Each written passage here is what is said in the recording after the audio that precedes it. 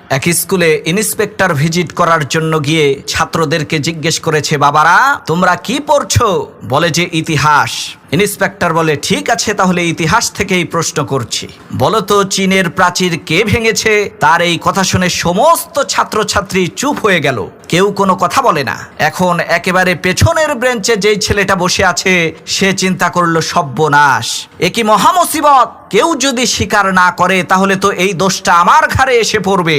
এদিকে কেউ যখন কোনো উত্তর দিল না, তখন সেই ইন্সপেক্টর পেছনে বসে থাকা ওই ছেলেটাকে জিজ্ঞেস করলো, এই তুমি বলো তো চীনের প্রাচীর কে ভেঙেছে?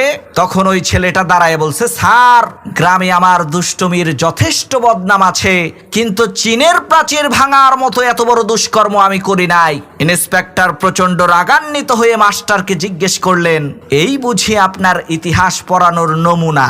মাস্টার ইন্সপেক্টরের বিরক্তি ভরা মুখ দেখে বলছেন, স্যার রাগ করবেন না, এই সব তো আমার ছাত্র, এদের অবস্থা তো আমি জানি। আপনি তো আসছেন ঢাকা থেকে, আমি হলপ করে বলতে পারি আমার ক্লাসের কোনো ছাত্র চীনের প্রাচীর ভাঙার মতো এত বড় অশালীন নিম্নমানের বাজে কাজ করতেই পারে না।